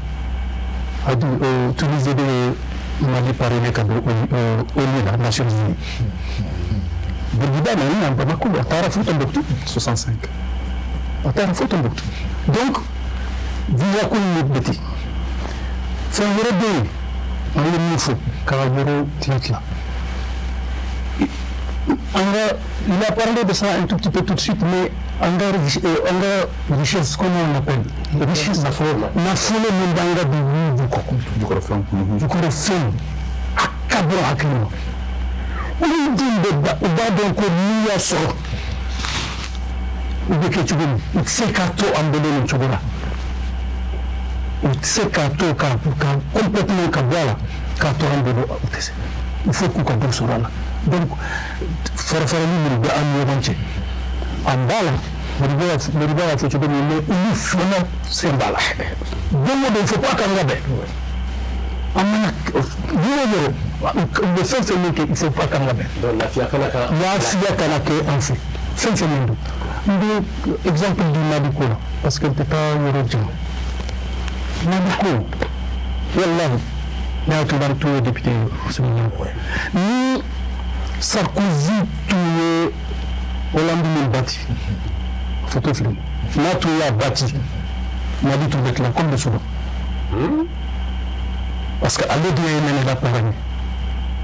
parce que Sarkozy le président de la France ale de ye Emenela Pagani deux fois Anam Mahmoud tun ye u ka ministre des affaires étrangères Emenela ale de y'a fɔ ko France tilala k'u janfa ne promesse mun tuti le Mali tila il y a fait de l'Assemblée nationale. L'équation du Soudan se posait au Mali. Comme grand pays, Djamanaba, le nord et le sud, richesse en même temps, finalement,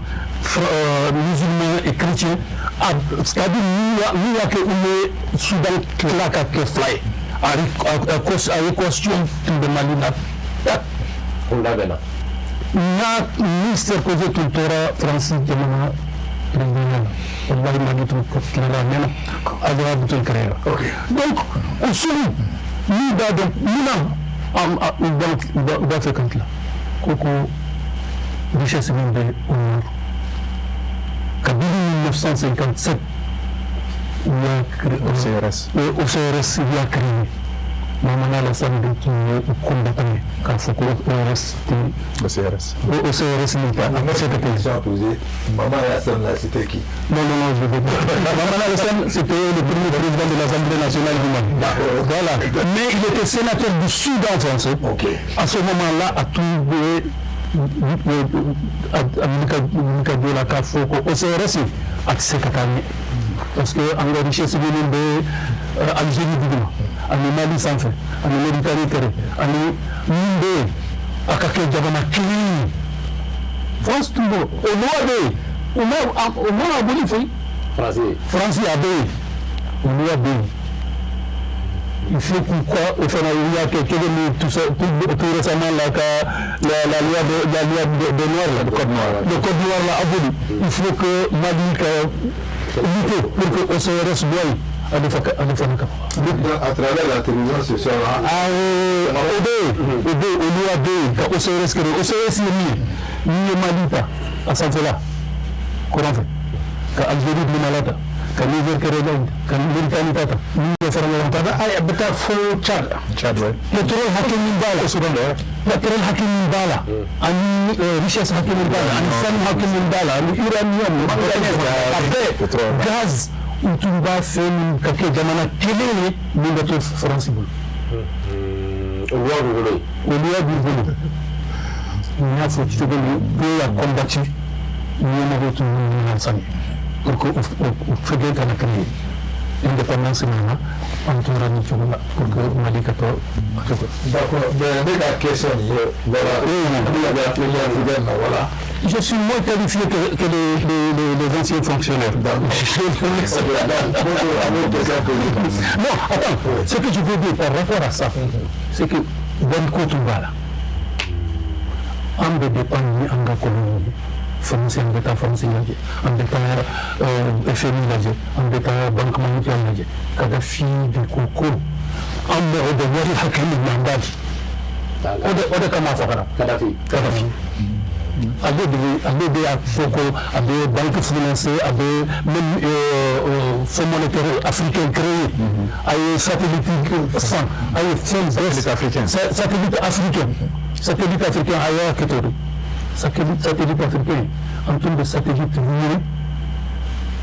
à peu près 2 milliards par an en la cotisation qu'un satellite en Afrique jamana.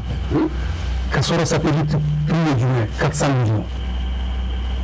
de dollars. 400 millions.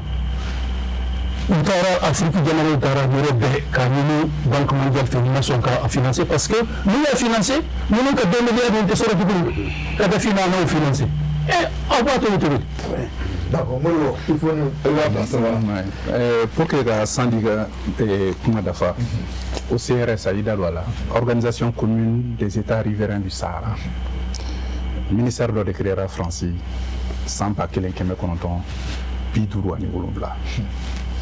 1957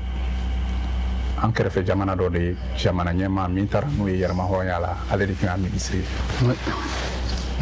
donc u y'a décidé k'a fɔ ko ni Faransi bɛ fɛ ka kɛ jamanaba ye il faut k'a ka o dujukɔrɔfɛn ninnu bɔ o yɔrɔ ninnu na san de y'a ɲɛfɔ cogoya min na a bɛ daminɛ Mauritanie ta Niger Mali Niger enfin Tchad bon mais en fait Sahara in fɛnw de b'a jukɔrɔ nafolo mafɛnw de b'a jukɔrɔ o de la a tɛ lakana na man d'a la quoi lakana na man d'a la barisa mɔgɔ caman ɲɛ bɛ fɛn caman na ye i ɲɛ bɛ kɛlɛ min na Sudan mɔgɔw de b'a jukɔrɔ ni marifa ni wari ninnu pour que ka nin kɛlɛ ninnu kɛ a bɛɛ bɛ bɔ la min mɔgɔw de b'a financer la mɔgɔ minnu b'a financer la u dɔnnen don barisa u ni jamana kɔnɔ mɔgɔ dɔnadɔnw de bɛnnen b'a kan u kɛlen bɛ k'a fɔ k'u bɛ yɛrɛma hɔrɔnya d'u ma u bɛ na fɛn ninnu bɔ k'a tila u ni ɲɔgɔn cɛ o de bɛ sen donc o de la farafinna kan ka fara ɲɔgɔn kan ni minnu y'i sigi k'a fɔ ko Mali ka kɛlɛ de ye nin ye k'a bɛ kɔrɔn fɛ a bɔra kɔrɔn fɛ a taara fɔ Golfe de Guinée la sisan ɲɛ bɛ Nigéria la Nigéria de bɛ taji bɔ ni farafinna bɛɛ ye mankan bɛ yen halisa bon donc o gɛlɛya ninnu bɛ yen mais OUA ka na Union africaine na n tɔgɔma y'a fɔ surtout réunion kɛra mais président Alpha Omar Konare ke mandat kelen kɛ ale de commission président la commission de l'Union africaine fɔlɔ ye san 2000 ni 3 fo san 2008 a ye san 5 k'a ye a ɲɛma mais i bɛ se ka jate min minɛ institution fɛn fɛn créera n'a bɛ fɔ a ma ko communauté économique régionale 8 de bɛ yen bolomafara Union africaine na bolomafara mais n tɔgɔma ye min fɔ Modibo Diallo ye min fɔ sisan mais organisation de l'unité africaine de olu bɛ créé o a bɛɛ bɛ ka fonctionner sur l'Union africaine mais c'est l'OUA qui les a créés les communautés économiques régionales géographiques communauté économique régionale 8 de don mais 12 ye géographique ye CEDEAO b'a la communauté économique des États de l'Afrique de l'Ouest ou Afrique les bien enfin Union du Maghreb arabe b'a la n'o ye sanfɛla ye communauté de l'Afrique de l'Est b'a la communauté économique des États de l'Afrique centrale b'a la CEAC ani SADC b'a la n'o ye Afrique duguma enfin ta ye donc olu 12 CEDEAO et fɛn Union africaine a décidé ka baara k'olu de kɔnɔ a kɛnɛkɛnɛ bɛɛ bɛ taa n'a yɛrɛ ye n'i y'a jateminɛ autonomie b'a bɛɛ bolo a bɛɛ ka laɲini ye ka taa ka intégration kɛ mais ni intégration étape de b'a la mais a étape bɛɛ la sanfɛla o ye jamanaw ka wari kelen sɔrɔ bon CEDEAO bɛna wari kelen sɔrɔ san wɛrɛ san 2027 n'ala sɔnna olu bɛn'u ka wari bila sen kan n'a bɛ fɔ a ma ko ECO voilà donc n'o o kɛra mais ani CEDEAO de dɔrɔn fana ka passeport b'a bolo min b'a to mɔgɔw bɛ se ka taga ni ka segin kɛ donc visa ko tɛ Afrique le bi yan fan fɛ mais n'i taara Afrique cɛmancɛ yan fan fɛ ou bien n'i taara sanfɛla la ou bien Afrique australe gɛlɛyaw bɛ yen taama la jamanaw ni ɲɔgɔn cɛ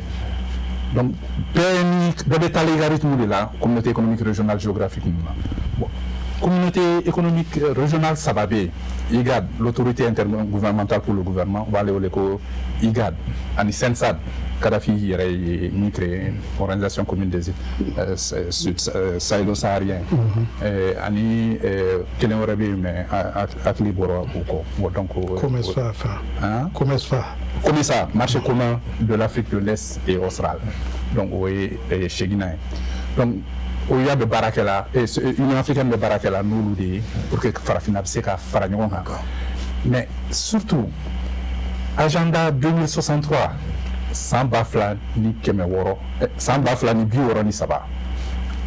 Union africaine a décidé ka baara k'o de kan mais n'i y'a jateminɛ 1963 2063 i y'a faamuya donc baara bɛ na k'o de kɔnɔna donc c'est pour montrer que c'est dans la continuité de l'OUA et c'est des plans décennaux donc 100 ans jatew bɛ minɛ organisation ninnu bɛɛ bɛ baara kɛ cogoya min na pour que ka se ka taa farafinna bɛ se ka kɛ kelen ye cogoya min na Rossan ye min fɔ sisan Fonds monétaire africain oui mais Kwame Nkrumah y'a fɔ ko mais OUA bɛ créé tuma min na a ko ko il faut une diplomatie africaine il faut une défense africaine et il faut une monnaie africaine Kadhafi y'o bɛɛ de minɛ ka taa o senfɛ mais certes elle a fait comme nous sommes dans le Dodi 600. Au gouvernement fédéral. Quand le Dodi, comme le ministre des Affaires étrangères fédéral, tout de suite pour l'Union africaine. Avec une banque au Nigeria. Jamana Dolbe, Alsa. Voilà, mais au lieu de Jay Nasumaya pour ma paix. Mais il dit que c'est la taque ou tout quoi. Je sais que vous n'allez pas me répondre à ça. Qui sont ces pays-là? Non, on ne va pas accuser quelqu'un.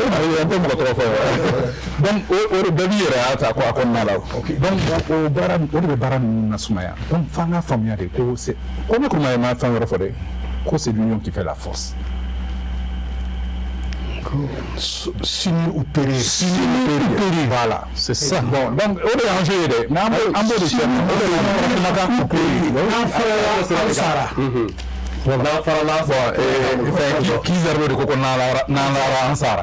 donc c'est un peu cela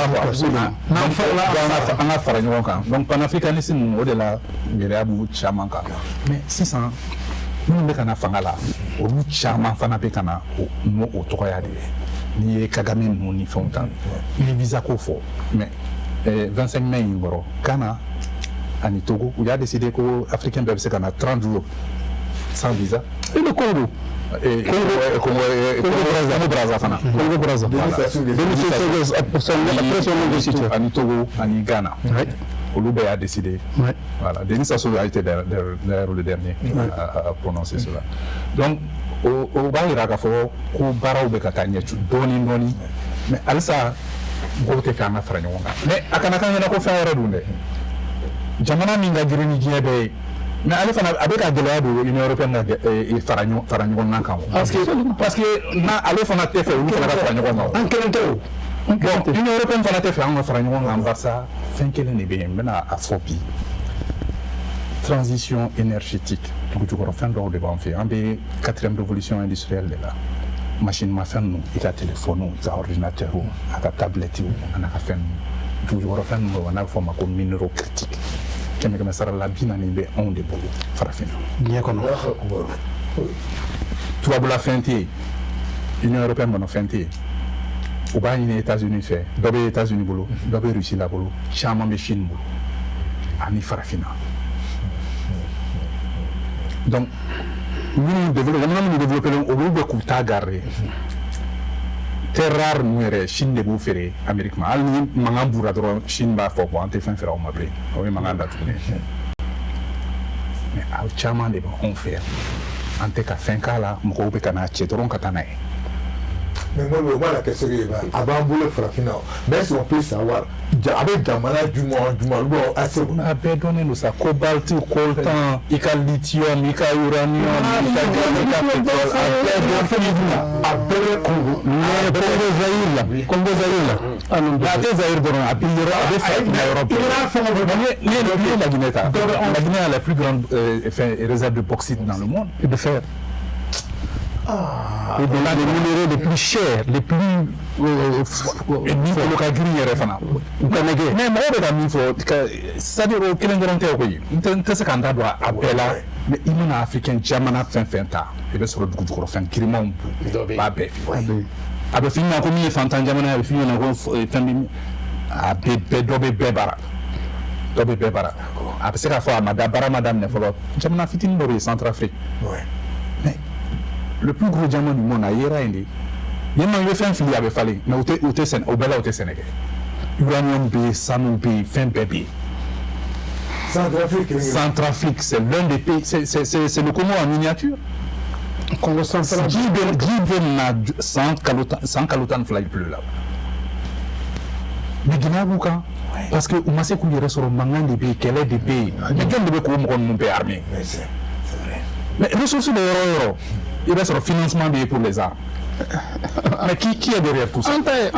Quel est qui baille? Ok, là, c'est la banque de dit. Mais comment on faut? Il faut faire des véhicules là. Ni ma qu'elle est financée, ni ma ou ni rodima, ou qu'on a la canne en fait. Et la fia, ou au lieu de quoi faire Béjing. Bon, au lieu de financement. Voilà. D'accord. Il y a famille. Rebelle nous a fait un temps à payer fin qu'il est. Donc, il y a des qui ont intérêt donc à faire. Ah, quel est ce cas? Voilà, il y aura des doubles. Parce que il y a terminé. Fin de euro. Ni toi, vous venez, vous n'y aurez pas la Canada. Ah, j'ai terminé. Nous, il y aura des mina. Je l'ai été boulot. Mais nous, les familles, nous faisons un mois de ah, tas ma oublié. D'accord. Voilà. Ok, voilà, base de on dit mot dira. Ah, c'est rare. Il est ambitieux. Donc, d'abord, qu'il est un boulot faire du ménage qui est vraiment c'est pour que c'est qu'à faire un roca et pour la solution du mais. Bon, ne bolo te solution nga a sarti folo anga famu ka fo an krenti se fosla ambi ko ne Afrique jamananta bi duru oye segi fa jakuma dendi segi ma fa jakuma dena atake hali jakuma wara mate wara ma wara dengene afsan jakuma segi fa donc andi kanka o famu ambe jemuni ko wasa anga sekata nyoko fa anya do woni nyonche jamana dobe fentu bulu nga ni ba fe ikata yoro jam ibe fendo la blawye o ka be fenga ko be o ye anya do nyonche jamana do fana be fango fam desete fente sam bi woroni ko frama sorola amba nyinde anu be bemuka no ba to on se la ta anya srafe ya foto Turkiya taketende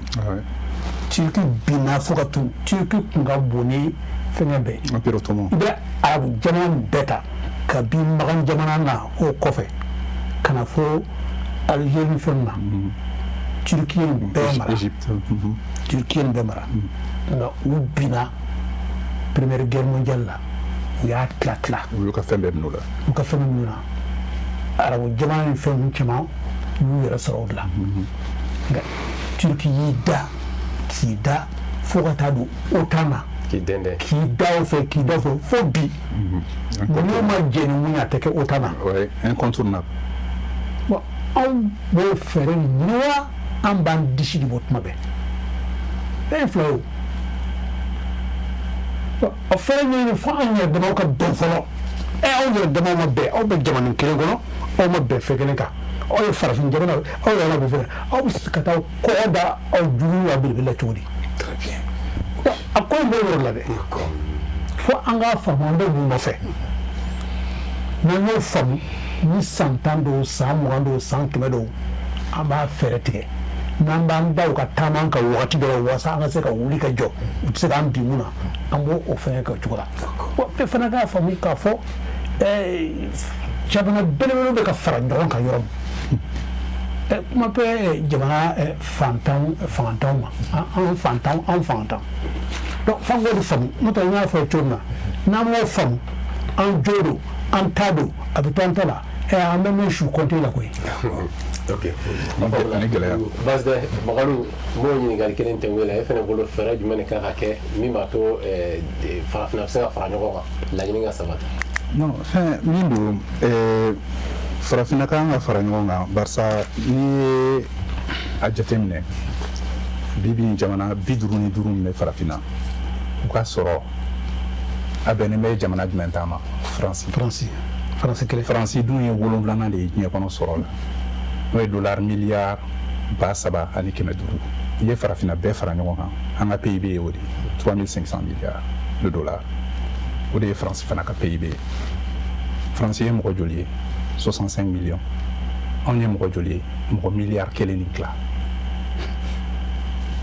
i y'a faamuya n'i ye Espagne jamana miliyɔn 55 Espagne bɛ courant min dilan n'i ye farafinna bɛɛ fara ɲɔgɔn kan o fana courant bɛ bɛn o de ma mɔgɔ miliyari 1 ni tila bɛ jɛ courant min na mɔgɔ miliyɔn 55 bɛ jɛ o de la Espagne farafinna tɛ ka se k'a yɛrɛ balo kɛmɛ sara la farafinna bɛ balo fɛn fɛn dun 30 a b'o san kɔfɛ dollar miliyari 70 san o san a b'o de don balo la a taa balo san yɔrɔ min na alors que dugukolo min b'a bolo n'i ye diɲɛ dugukolo ta sɛnɛ bɛ se ka kɛ min na ni sɛnɛ ma k'a la kɛmɛ sara la 65 bɛ farafinna de tile bɛ yan ji bɛ yan sifinnamɔgɔw bɛ yan nka an dɛsɛlen bɛ k'an yɛrɛ balo laban ye min ye munna farafinna kan ka fara ɲɔgɔn kan jamanaw bɛɛ bɛ na u bɛ sommet kɛ avec l'Afrique chinois ye miliyari 1 ni tila ye Indu ye miliyari 1 ni tila ye mais ni jamana 55 in kelen bɛɛ de bɛ sigi ka kuma Afrique jamana min ka dɔgɔ n'a bɛɛ ye o ye Seychelles de ye olu tɛ kilomètre 500 bɔ kilomètre carré 500 bɔ ils font à peu près 450 kilomètres carrés 100 000 personnes mɔgɔ 100,000 olu ni ɲɛw bɛ se ka taa kuma stade kelen yɛrɛ bon non a ka bon n'o ye a bɛ se ka commune an ka commune moyenne kelen quoi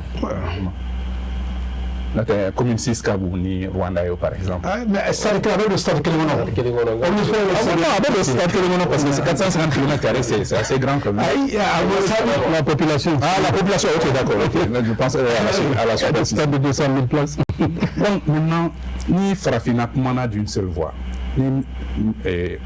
farafinna taara sigi table de négociation a kɛra conseil de sécurité a kɛra FMI a kɛra banque mondiale parce que hali ni ye FMI na ye administrateur kelen africain jamana 24 ye jɛlen bɛ administration conseil d'administration fauteuil kelen na i y'a faamuya donc f'an ka fara ɲɔgɔn kan de mais n'an farala ɲɔgɔn kan kɔrɔ y'a fɔ cogoya min na ka bɛn kuma kelen kan parce que n'an bɛnna an b'a ɲini o de ka lawaleya o mais ni jamana 55 e sigilen bɛ i bɛna nin ɲininka bon an bɛ nin kɛ o ye an bɛ nin kɛ o ye an bɛ nin kɛ o ye mais est-ce que an ka intérêt b'o de la projet africain bɛ yen NEPAD ka projet bɛ yen par exemple le corridor Dakar Lagos o n'a ɲɔgɔnnaw gazoduc courant bɛ taa cari cogoya min na la grande muraille verte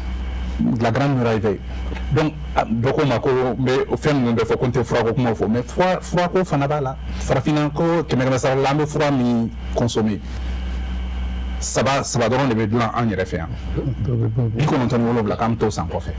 donc ni mɔgɔw ye ni gɛlɛya nana mɔgɔw b'u ka frontières datugu de o n'o datuguna mais ça veut dire qu'on est dépendant bon donc an k'an k'an jigi da an yɛrɛ de kan d'accord mais dun ka fa fɔlɔ dɛ ani lakana olu de bɛ taa ni ɲɔgɔn ye an k'a daminɛ n'o ye a bɛɛ tɛ se ka kɛ lakana dɔrɔn ye dun ka fa ni lakana bɛ se ka na cogoya min na ani jamanadenw bɛ se ka yiriwa cogoya min na o tɛ ɲɛ ni courant t'i bolo i tɛ ji sanuyalen sɔrɔ i tɛ se ka bayɛlɛmali kɛ e k'a jateminɛ ko farafinna 100 sara la jamanadenw na diɲɛ kɔnɔ an ye 18 de 100 sara la mais sanni feere la 100 sara la an yɔrɔ ye 3 de parce que an tɛ bayɛlɛmani kɛ mɔgɔw bɛ na an ka fɛnw ta dɔrɔn u bɛ taa bayɛlɛma u bɛ tila ka na feere an yɛrɛ ma donc o de b'a se k'a to farafinnaw kan ka fara ɲɔgɔn kan zone de libre échange continentale africaine o ye jɛkuluba ye o bɛ ka o bilala sen kan kabini janvier kalo tile fɔlɔ san 2021 pour que ka se ka farafin ka se ka sanni feere kɛ an yɛrɛ dama ni ɲɔgɔn cɛ barisa kɛmɛ sara la an bɛ 15 dɔrɔn de feere ni ɲɔgɔn cɛ ka barrière douanière jigin kɛmɛ sara la 90 k'o jigin o fana gɛlɛya ye mun ye recette fiscale o de b'a to jamana bɛ se ka musakaw kɛ n'a fɔra ko recette douanière jigin bon o fana taux de pression fiscale bɛ jigin alors que n'i ye ale y'an ka jɛkulu min ta n'an b'a fɔ a ma UEMOA jamana minnu bɛ Afrique de l'Ouest fan fɛ n'u jɛlen bɛ CFA la a fɔra ko jamana ka sɔrɔ n'a bɛ fɔ a ma recette fiscale ko kɛmɛ sara la ni jamana ka sɔrɔba n'a bɛ fɔ a ma PIB ko kɛmɛ sara la k'a kan ka 20 sɔrɔ mais jamana tɛ Afrique de l'Ouest fan fɛ CFA dugu ninnu na min bɛ 20 sɔrɔ. D'accord. Bon donc o fana man nɔgɔn mais vraiment an kan k'an tɛgɛ di ɲɔgɔn ma an bɛ se ka sanni feere kɛ parce que n'an ye sanni feere kɛ an ni ɲɔgɔn cɛ an bɛ to ka fɛnw bayɛlɛma bayɛlɛmani in de b'a to sɔrɔ bɛ yɛlɛ ni sɔrɔ yɛlɛla baara fana bɛ se ka créer baara ka baara di sifinnamɔgɔw ma barisa sifinnamɔgɔ min bɛ farafinna a tɛ diɲɛ yɔrɔ si. D'accord. Voilà. Ok. Sandi, oui, merci, merci. A ye min fɔ sisan an ka échange kɛ ni projet min bɛ yen sisan o ye ka taa 2063 la donc sira b'an ye mais il faut que fɛn min ye min b'an fara ɲɔgɔn kan an bɛ minnu dɔn parce que c'est pas parce que Moriba Sandi ni Mao sigira an ye problème fɔ Mao hakililen de bɛ yen olu fana y'a réfléchi k'a fɔ ko n'an ma nin kɛ an tɛ bɛn an tɛ se ka taa ɲɛ programme bɛ yen o programme an k'a dɔn Moriba y'a fɔ cogo min diɲɛ min b'an cɛ an ɲɛ an b'a contrôler cogo min il faut que an k'o hakili sɔrɔ échange commercial min bɛ se ka kɛ an ni ɲɔgɔn cɛ n ko 1964 Modibo Keïta y'a fɔ le Mali a exporté 10 000 tonnes de riz en Côte d'Ivoire. Absolument. En 1964, 10 000 tonnes de riz pour la Côte d'Ivoire. Bi, Côte d'Ivoire, comme Mali, en de Nalota Kabo, je ne sais pas moi, Pakistan, alors que, office du Niger, ambition Nina, Nina Belokoro, ambition que nous développer, qu'Afrique Bébalo, en gagne sur Ona, en ga couranta ma wérefe, en ga furata ma wérefe, en ga nita ma wérefe, ne fait la nita ferré. C'est ça. Au début, on doit dépendre les uns des autres, mais à l'intérieur du pays, à l'intérieur du continent. Quel est le Nimbadje? C'est les moyens de transport. Comme on a capté 63, il y a les routes. Il faut qu'on ait communication, route à chemin de fer, quand on est en numéro entier. Il y a Europe, il y a il est 30 Kataï, pour que nous avons Kata, nous avons Kata Paris, Kata Avianta. Autant de monde. Nous, au sein maçon, pour qu'on le sait. Donc, si fin bébé, on est là, on est sur nous, on a quelque chose, nous allons arranger pour qu'on le sait l'indépendance de Soro. L'indépendance de Soro, flabé. On va bien, on gagne vos femmes, on a donc un jubilé qu'elle on a hackito là. De fait, on doit clamer, mais le Turquie comment faut. Turquie, il y a un calendrier. Il y a un bidou. Hakliya, on aurait dû avoir en Afrique aujourd'hui un porte-drapeau, un porte-parole, un ambassadeur, un ministre des Affaires étrangères pour que la diplomatie, mais regardez, un chef d'État, le président de la Chine, il reçoit Chine-Afrique. Non, tout le Inde, Turquie-Afrique, France-Afrique. Non, tout le fonds qui a bien fait quelqu'un. On a tiré de Tanaï. D'accord. Monsieur Mouzou Diallo, il faut vraiment merci. Parce que a ma nɔgɔn an bɛ se ka a sɔrɔ ale tɛ sɔrɔ kuma bɛɛ. Merci beaucoup i ni ce b'a dɔn a tɛna na ni dɔrɔn ma an b'a fɔ mana jɔra waati ka ban donc Baba vraiment merci comme d'habitude vraiment an b'i wele i ko il y a pas de problème i y'a faamu donc voilà toujours Modibo vraiment merci beaucoup hali bi vraiment an b'u remercier beaucoup Bakari donc mun ye baara nɔgɔya an bolo réalisation Mohamed Keita donc le mot Mohamed vraiment merci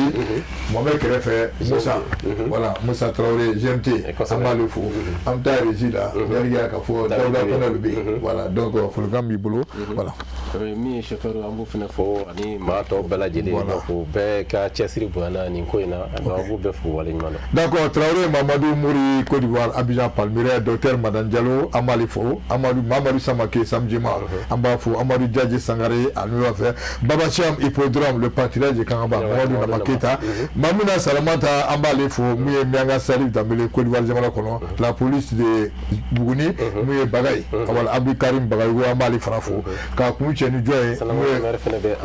bon d'accord an b'ale fana fo ok ka bɛɛ lajɛlen fo fɛn o fɛn bɛ extérieur la ka na ani Bɛnba Keita a kun taara Magan donc Magan kan ka na an b'u bɛɛ lajɛlen fo ka kun cɛ ni jɔ ye Ousmane Chérif Madan Aidara donc an bɛ dugawu to i bolo ko bamanankan i bɛ s'a mɔli la voilà ɲɛ san ala ka san wɛrɛ yira na donc ale. Kosɛbɛ i y'a fɔ cogoya min na an bɔra seli la sisan an bɛ kɛrɛnkɛrɛnnenya ka dugawu kɛ ani an filɛbaga bɛɛ lajɛlen ni wagati in na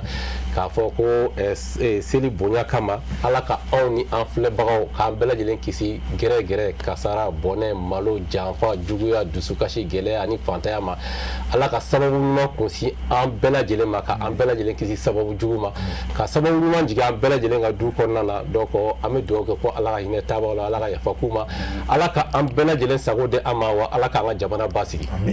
Vraiment baara ɲɛna donc ala b'an ka jɔn yɛrɛ na dimanche prochain ani invité wɛrɛw an bɛna ɲɔgɔn sɔrɔ yan vraiment a k'an bɛn merci beaucoup. Inchallah.